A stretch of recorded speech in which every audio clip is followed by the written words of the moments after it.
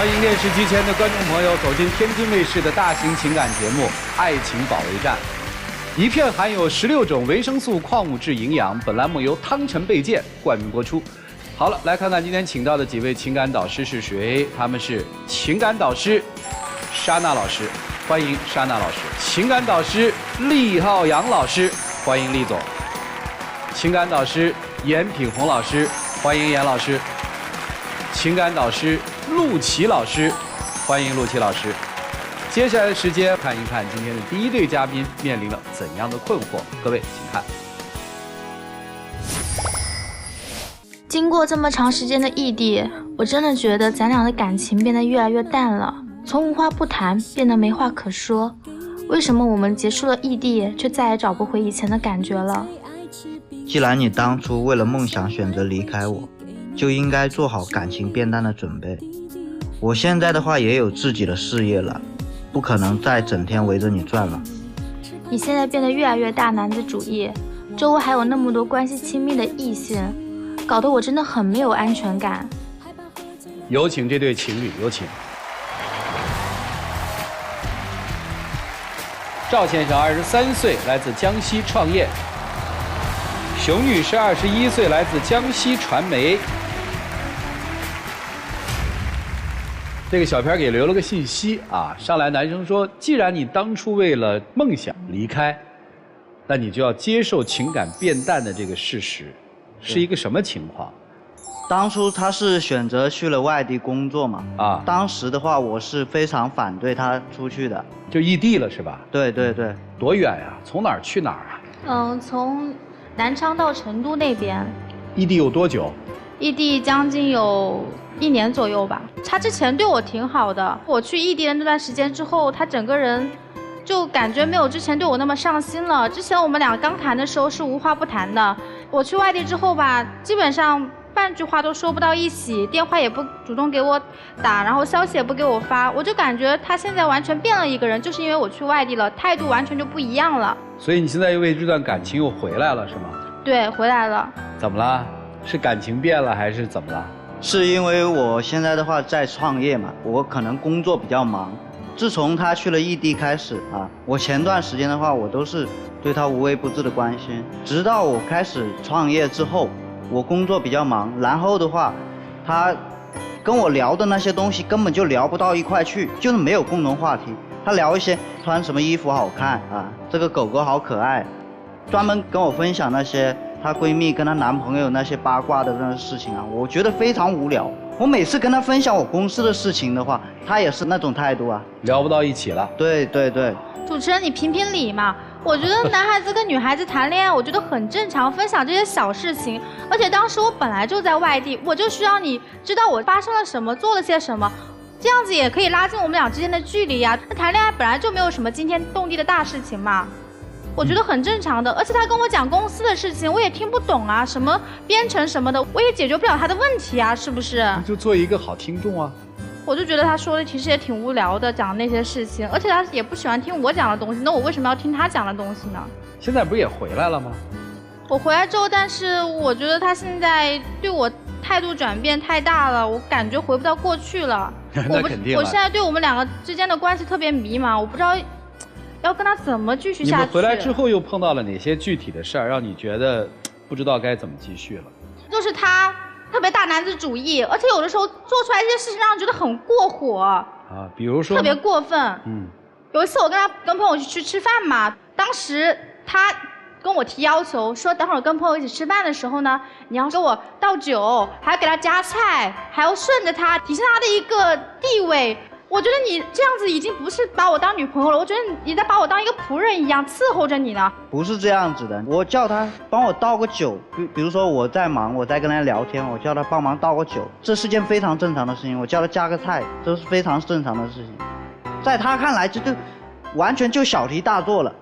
我觉得没有小题大做呀，而且有一次当时吃饭挺无聊的嘛，对不对？那我现在玩手机，他也要瞪我一下，他说你不要玩手机了，怎么样？还给我使眼色呢，那么多人看着呢，你让我怎么样啊你？我只是提醒一下你，那个时候是跟客户还有一些重要的朋友在一起，人家在饭桌上讲话嘛，就聊工作上面的事情。他一个人在那玩手机，我提醒一下他，我没有做别的东西，对不对？我觉得是件很正常的事情啊。那这个事情就不说了，主持人你知道吗？他有一次做的更过火的事情，那时候不是点了菜吗？刚好服务员菜还没上来嘛，然后吧，他就一直吆喝服务员说，哎，赶紧上菜上来啊，等了很长时间了，就一直这样子吆喝。我当时就轻声细语跟他说，我说，哎，你稍微对别人服务员态度好一点，服务员挺不容易的，毕竟这么多人看着呢，稍微有点耐心行不行啊？然后当时他怎么样？他直接拍起桌子来跟我说，那你居然这么体谅服务员，那你来当服务员啊，你来给大家端酒夹菜呀。我觉得他没有把我当女朋友，就是他做出来的事情真的很过分。实际上面就是从成都再回来之后，你会发现很多东西都变了嘛。对，他在外面这样子也就算了，在家里的时候也是这样子，什么都要跟我争，还非要面子。我们俩一起看那个新闻联播的时候，他那个历史讲错了，我稍微提醒他，我说，哎，你这个历史讲的不是特别对呀，怎么样？然后他就非要跟我争，就好像一定要跟我争赢了一样。我是女孩子呀，好不好？你非要跟我争赢了又能怎么样呢？你是不是太要面子了呀？我在家里面看个电视，我都被你数落一顿。你在外面的时候也是这样，在家里的时候也是这样子，有点莫名其妙。嗨，这么年轻，两个人不爱了不好了就散呗，为什么非要强求在一起呢？这听着心里都添堵的哈。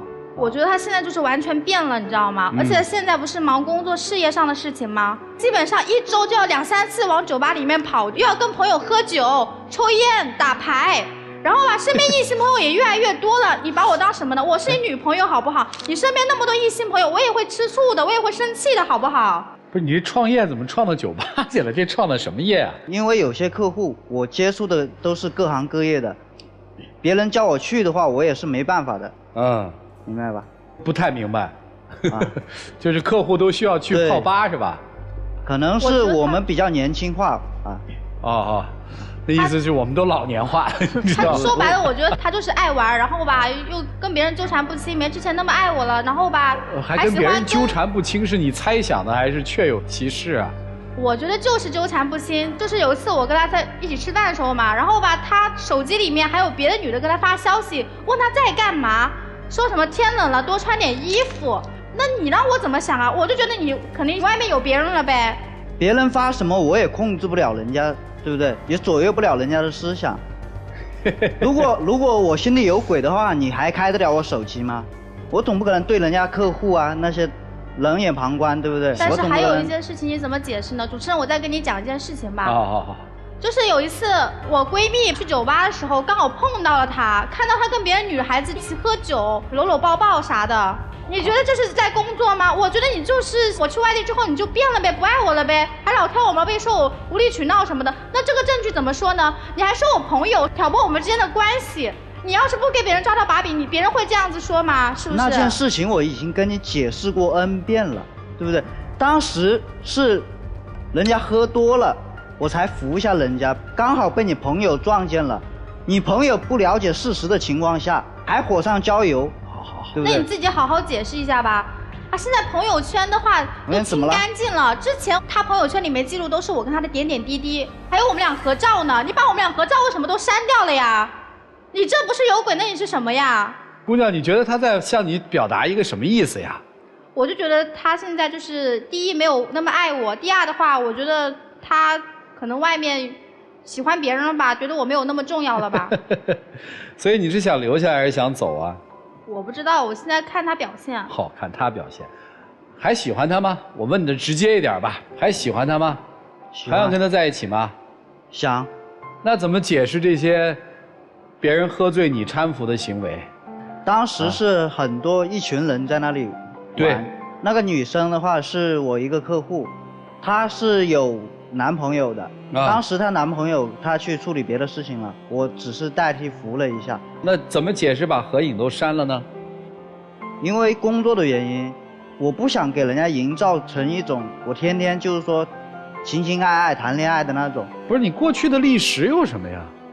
又不让你新发。这姑娘我听了要求不是说新发什么，而是说曾经发过的你删她干嘛？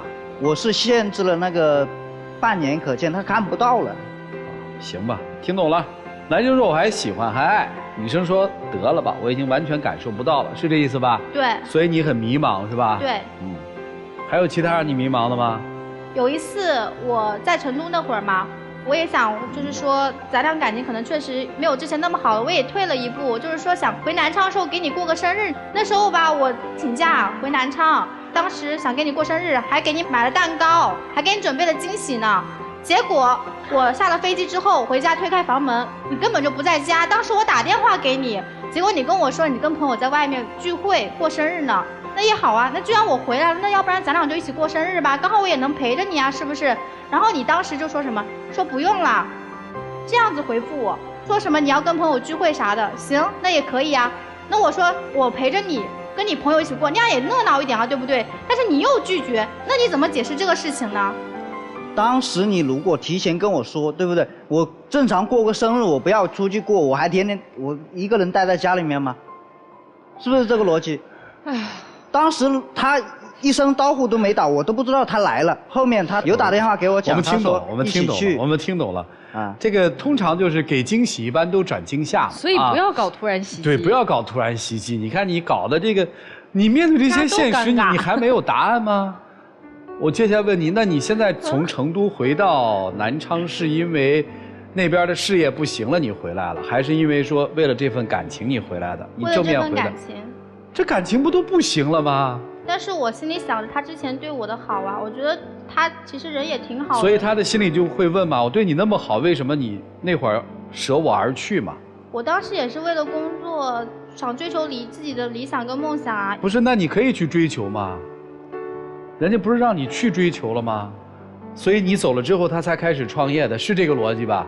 但他创业就创业呀，为什么对我态度那么冷淡呢？那你走了，人家可能就这感情就淡了嘛，甚至人家还想分手了嘛。但是我不想跟他分呀。在你们走之前谈过是要结婚什么的吗？谈过，之前在一起的时候有说过这个事儿的。啊，那现在回来这事儿还算不算数呢？算数啊！我回去之后我也跟他说了呀，我说要不然咱俩见个父母吧，谈谈结婚的事情吧。然后他也不答应，说不想见父母，不想把我带回去。所以实际上面是，你还想维持承诺要结婚，人家已经不想了嘛。那他自己做出来的事情也很过分呀。那之前我们俩都已经聊好了，说存钱、结婚、买房什么的。那他倒好，他把那个结婚买房的钱拿去做投资了。他是不是压根就没想跟我结婚呀？这个是你们俩一起攒的，里面有姑娘的钱吗？那是我自己的钱。自己的钱是他自己的钱吗？对，当时我跟他说好结婚。那他自己的钱，那他愿意干嘛就干嘛呀，这跟你有啥关系啊，姑娘？但是我们之前说好了要结婚什么的呀，而且我也想要跟他在一起结婚呀，但他当时是这样子的，当时是准备把这笔钱用来买房的，但是我后面在他离开了之后嘛，我也有我自己的工作，就找到了一个时机，就感觉这个创业的话，就投资比这个买房要划算得多，所以说我选择事业为主。行，听明白了。哎，不喜欢就直接跟人说嘛，干嘛还非说喜欢呢，小子？就是因为有些事情让我觉得很那个，因为他在我最困难的时候就离开了我。对呀，所以我说你不喜欢你就告诉他嘛。你也够任性的啊，想要就得给。不想要就可以放，再想拿回来的时候还想保持那个温度，怎么可能呢？各位看看怎么办吧，一起进入丘比特问卷。哎，我问一个问题啊，如果他当时不去异地，你就不创业了是吗？不是，不去异地的话，我们有可能都已经结婚了。所以说他当时是放弃了跟你结婚这样一个选项，然后追求了自己的梦想。所以在你心里，你觉得他就是放弃了你，选择了梦想，是吗？我有去挽留他，对。那你如果结婚的话，就算这个机会砸在你面前，你也不会选择创业了，是吗？对。所以我觉得这个逻辑不通啊。就是你现在搪塞他的借口是说，因为你创业太忙了，然后因为他离开，所以你才选择创业。所以我觉得是这样，你可以对他当时的选择的梦想有不满意，有伤心，但你不能把现在对他的不好归结到那个时候他离开，然后你不得已选择了创业，而现在对他不好是因为我创业我没有时间。你可以直接就告诉他，再回来以后，我对你就是没有那么深的感情了。可能我心里面有芥蒂吧，他以前离开了我，就感觉心里面不舒服。所以心里面不舒服，他现在再回来找你，你跟他复合了之后，就用这样的冷暴力的方式来对待他，然后也不分手，所以这不就是明显的报复吗？小片那句话说的特别到位，既然你当初选择了追求梦想，你就应该知道感情变淡。虽然这句话是个强盗逻辑，如果你真的爱他，你不应该给他支持吗？你不应该陪着他吗？所以你们说觉得这个所有的你们俩感情的问题根源是在异地，我恰恰不觉得是在异地。就算你当年没有去追求我的梦想，今天他也会拿创业的幌子来当你们感情之间出现问题的这个障碍。所以跟异地跟什么追求梦想什么都没有关系，就是没有那么爱。就坦诚一点，不要甩锅给异地，不要甩锅给创业，就承认我们没有那么相爱就好了。谢谢。你现在这个创业的情况你是怎么评价？包括接下来？现在的话属于起步阶段，是比较忙的一个状态。往后的话，我相信肯定会越来越好的。那你对他，你觉得就是做了哪些付出呢？你跟他买礼物呀，带他出去玩啊，这些都没有？你说物质上面的有，我什么东西我都给他买最贵的，我觉得贵的他不会差，他还嫌弃我，他说没有以前用心了。那个时候我真的是每天从早上6点多钟忙到大概晚上8点多钟，基本上没有空余的时间，但是这些东西我都记在心里面。就我觉得我是比较能理解他的啊，可能要替他说点话，因为我自己也经历过创业啊，听以后我觉得感触特别深。如果我跟客户一起在酒桌上的时候，对吧？你在那儿玩手机，我真的会觉得很丢人啊。这是个商务场合，对吧？你起码表现假装的也要商务一点，稍微帮着我，像女主人一样招呼招呼，对吧？他让你去夹菜，也不见得是看不起你，你懂吧？就是你照顾照顾大家，那么朋友会觉得，哎，我至少选人也是有品位的，你能理解吗？结果呢，你就把我啪掉地上了，别人会因为你而都小看我，你理解吗？所以你在这种情况下，你丝毫没有觉得自己做错了，你还抱怨他给你使眼色，我天哪，给你使眼色，我就没有对你训斥半天已经够好的了。就是你想想，你在这个时候，你有没有想对他创业做点助力呢？你没有，没有也就算了，那你起码在家帮他做做饭啊，温暖关怀一点啊，挺不容易的。你给他点快乐，给他点温馨，给点温暖，是不是？如果你还想要在一起，双方互相帮助。我觉得你们其实双方都爱着对方，或者说曾经很爱过，只是你们谁也不了解谁，谁也不懂谁，一再的错过。就像当初他去到异地，丝毫没有想过是，哎，我看不上这个男生，不爱这个男生，所以我走了。你是认为这样一份感情我挺稳当的，你看他那么爱我，我去小小的成就一下自我。所以你走的时候不懂他那份炙热的爱你的心，希望你和他在一起，而男生也不懂得女生不是因为不爱你不在意你而远走他乡。第一次错过，如今你们再一次就要即将擦身而过，因为女生从异地回到你们现在的生活地，是真的因为在乎这段感情，她看到了由于自己离开而带来的后果，这是真的为了感情。而男生此刻却一再的逃避，不去面对心中的感受。你说你过生日，人家回来了啊，你说我和朋友聚会你不能来，那肯定是有女生在呀，要不然他为什么不能去呢？所以你不愿意去面对，你们中间的这个结就永远扯不开。所以不要再较劲，不要再置气，我们把心敞开，看看对面这个女人，你爱还是不爱？不爱，咱们就走开，好吗？谢谢。我觉得事实很清楚嘛，就是年轻人不懂怎么分手嘛。你不懂怎么分手，来我们这边找个台阶，大家分开了，我觉得是可以的。其实事物是有规律的，爱也是有规律的，就是当你伤了人的心的时候，那这个人的心一定会被你伤着，然后爱就会没有。当你拉开一段距离的时候，那么这个距离一定会被拉开，然后爱会没有。当你开始作的时候，对方一定会开始烦，然后爱一定会开始没有。这事物是有规律的，你知道吗？你做一件事情，它一定导致一个结果。所有的事情都是你的选择，你做了选择，就一定会有它的结果，就你必须要承担这个结果。你不可能说我又做了选择，然后我现在后悔了，我不承担这个结果。但他很明显嘛，就是不爱你了，又不知道该怎么分手。最后还是那句话，事物是有规律的，规律到了这一步就只能认，就这样。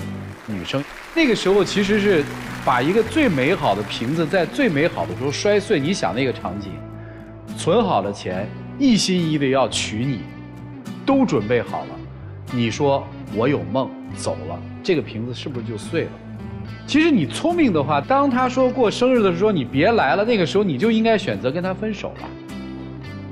怎么还会在后面还有这种纠葛和纠缠呢？其实我没看懂，他到现在为止还说我喜欢他，那你好好跟人谈恋爱啊！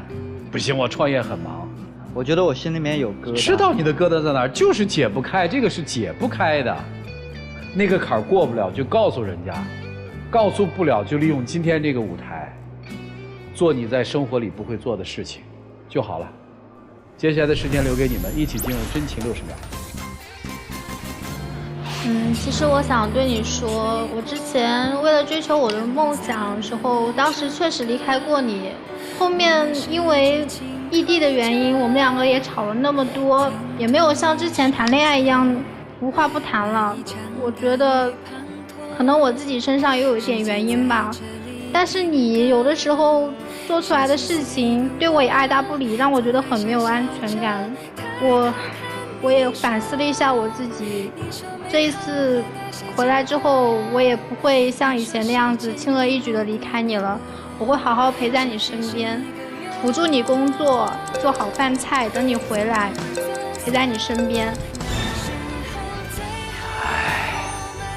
谢谢两位，请回。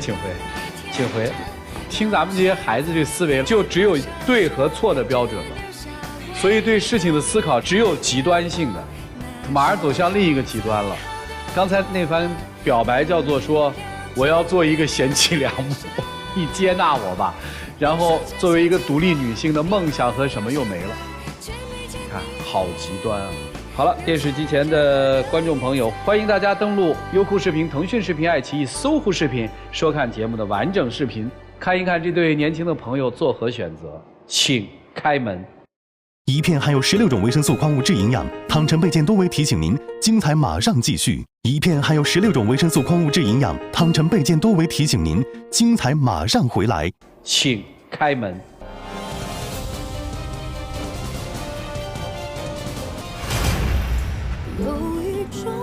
来吧，姑娘。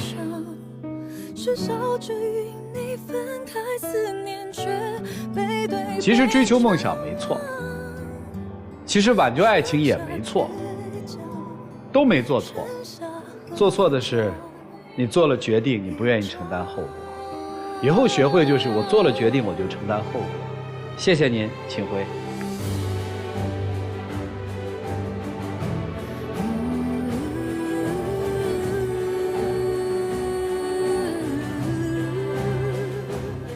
我想结局说明了一切，不爱就真的不能勉强。好了，电视机前的观众朋友，扫描屏幕下方的二维码，下载京约 APP， 了解更多的新闻资讯。接下来有请我们老师进入到京云中央厨房，让我们一起进入爱情保鲜剂。有网友提问说，我觉得他赚钱非常辛苦，所以呢，我也在拼命的赚钱，不想让他压力那么大。可是他觉得我不需要他，我该如何解决呢？一片含有16种维生素矿物质营养，汤臣倍健多维提醒您，精彩马上继续。一片含有16种维生素矿物质营养，汤臣倍健多维提醒您，精彩马上回来。有这么一句话送给你：我依赖你，但绝不依附于你；我尊重你，崇拜你，欣赏你，但我绝对不会拜倒在你的脚下。因为如果有一天你不再爱我，你就会把我踩进泥土里，我将变成尘埃。所以你只要告诉他你依赖他，但是你不依附于他就可以了。祝你幸福。一片含有16种维生素、矿物质营养。本栏目由汤臣倍健冠名播出。最后要感谢的是电视机前观众朋友的收看和陪伴。我们下期节目再见，谢谢大家。传递生活正能量。天津卫视。